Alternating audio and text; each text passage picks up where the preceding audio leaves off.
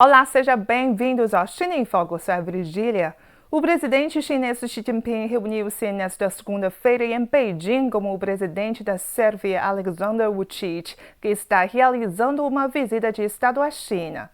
O líder chinês enfatizou que ambas as partes devem reforçar o alinhamento das estratégias de desenvolvimento e continuar promovendo a cooperação em áreas como o transporte e a infraestrutura energética. Vučić afirmou que a Sérvia atribui grande importância ao desenvolvimento das relações com a China e apoia de forma firme e abalável os interesses fundamentais do país. Ao comentar sobre o pronunciamento de rechaço feito pelo chanceler cubano à ação judicial movida pelos Estados Unidos contra o líder revolucionário Raul Castro, o porta-voz do Ministério das Relações Exteriores da China, Guo Jiakun, afirmou que seu país se opõe de forma firme e consistente às sanções unilaterais e ilegais sem base no direito internacional e sem autorização do Conselho de Segurança da ONU. No dia 24, o foguete Longa Marcha 2F Y-23, transportando a espaçonave tripulada Shenzhou 23, foi lançado com sucesso no Centro de Lançamento de Satélites de Jiuquan.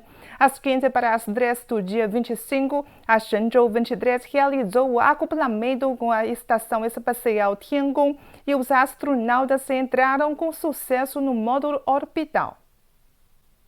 No vídeo seguinte, vamos ver a nossa entrevista exclusiva com José Manuel Durão Barroso, que atuou como presidente da Comissão Europeia e primeiro-ministro de Portugal. Acompanhe.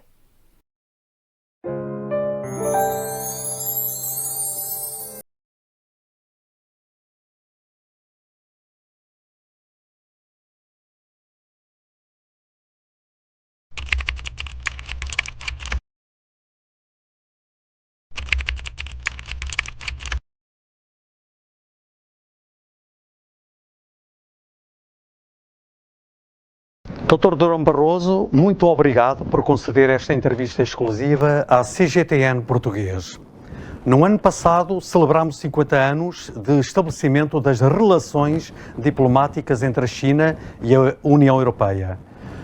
O senhor toma posse como Presidente da Comissão Europeia em 2004.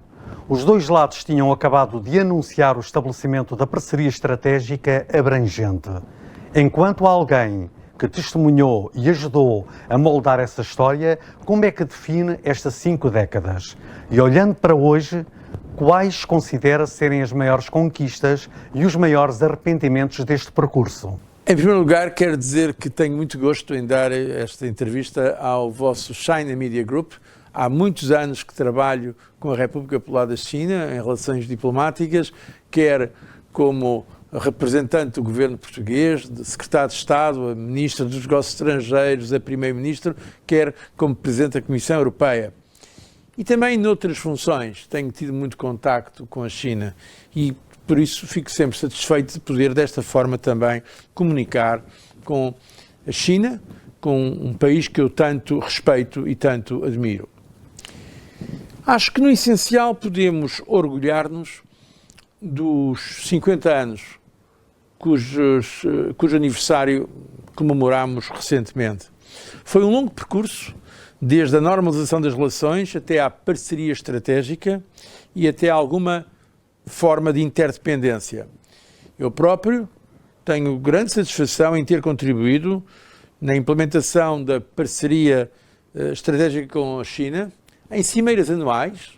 Na realidade, durante os meus 10 anos de presidência da Comissão Europeia, tivemos 10 cimeiras com a China e conseguimos aprofundar a cooperação em vários setores, como a energia e o ambiente. Também lancei o económico bilateral de alto nível. Numa das últimas cimeiras com a China, adotámos a Agenda Estratégica para 2020.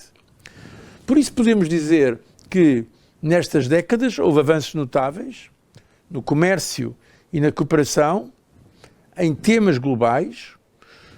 Houve progressos, por exemplo, o Acordo de Paris das alterações climáticas e também aqueles intercâmbios entre pessoas, aquilo que se chama em inglês people-to-people contacts or exchanges.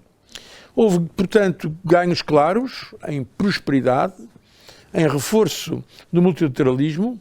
Houve também o lançamento do G20, que foi uma iniciativa da União Europeia. Eu próprio estive ligado a isso, a nível de chefes de Estado e de Governo. Nós achámos na altura que o G8 não era suficiente e por isso achámos e fomos dizer aos Estados Unidos, eu próprio tive uma reunião com o então presidente norte-americano, George W. Bush, em Camp David, a dizer que não bastava o G8, devíamos ter países como a China, a Índia, o Brasil, alargar o número dos participantes nas cimeiras de alto nível. Agora, houve muitos momentos positivos, mas também temos de ser sinceros, houve alguns momentos tensos. Por exemplo, tive essa experiência que sempre tive ocasião, às vezes em formatos mais restritos, de discutir todas as questões com a China. E eu acho que é importante termos um diálogo franco, sincero e com respeito mútuo. A palavra respeito é essencial.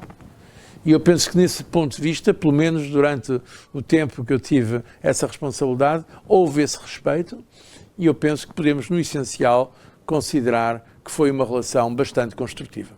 O senhor mencionou recentemente, num evento em Hong Kong, que a China está a reduzir rapidamente a diferença que a separa dos Estados Unidos. Durante o seu mandato como presidente da Comissão Europeia, a economia chinesa era muito menor do que é hoje. Como avalia a transformação da China de fábrica do mundo para potência tecnológica? E já agora para a Europa, uma China mais forte representa maiores oportunidades de mercado ou desafios concorrenciais mais severos? Bom, em primeiro lugar, eu tenho uma enorme admiração pelo percurso económico da China. É talvez um dos casos mais impressionantes, se não mesmo o mais importante na história económica mundial.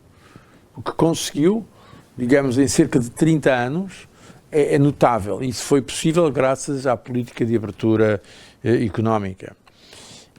A evolução da China, como diz, de fábrica do mundo para líder tecnológico, que hoje em dia é, trouxe, sem dúvida, oportunidades de mercado, o que nós saudamos, mas também trouxe uma concorrência mais intensa. Sendo sinceros, esta complementaridade deu lugar à concorrência e a concorrência gera, inevitavelmente, fricções. Por isso eu acho que esta é uma das áreas em que temos de trabalhar para termos uma relação económica mais equilibrada. Existem algumas diferenças sensíveis entre a China e a Europa, por exemplo, na compreensão de valores ou de arquitetura de segurança, porém poderão encontrar eventualmente um caminho de diálogo em 4 grandes iniciativas globais propostas pelo presidente chinês Xi Jinping, a saber, a Iniciativa de Desenvolvimento Global, a Iniciativa de Segurança Global, a Iniciativa de Civilização Global e a Iniciativa de Governança Global. Na sua opinião, existe espaço para compromisso entre a China e a Europa nas áreas abrangidas por estas iniciativas?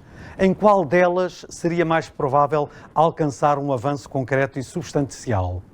Bom, eu acho que faz todo o sentido e que deve haver uma cooperação e um espírito de compromisso nas relações entre a China e a Europa. Essa cooperação faz sentido e acho que pode ser mutuamente benéfica. Há, pois, espaço para um diálogo pragmático, sobretudo na área do desenvolvimento sustentável, das alterações climáticas, da governação económica mundial e também nas questões da paz e da segurança. O maior potencial reside, quanto a mim, em áreas técnicas e multilaterais, onde os interesses convergem. Há aquilo a que nós chamamos os bens públicos globais. Eu estive, nos últimos 5 anos, como presidente da Aliança Global das Vacinas. Ora, é óbvio que se queremos proteger as crianças do mundo, sobretudo do mundo em vias de desenvolvimento, de doenças que são evitáveis através de vacinação, não faz sentido estar aqui a falar de ideologias diferentes. É uma área em que todos deviam colaborar no mundo, todos. Que são bens públicos globais, a saúde pública global, a luta contra as alterações climáticas. Por isso eu acho que aí não só é necessário, como seria indispensável que houvesse uma boa cooperação entre nós. Bom, hoje ficamos por aqui. Desejo uma ótima semana para vocês. Até a próxima quinta-feira. O programa China em Foco é uma cooperação da TV Nova com o Grupo de Mídia da China.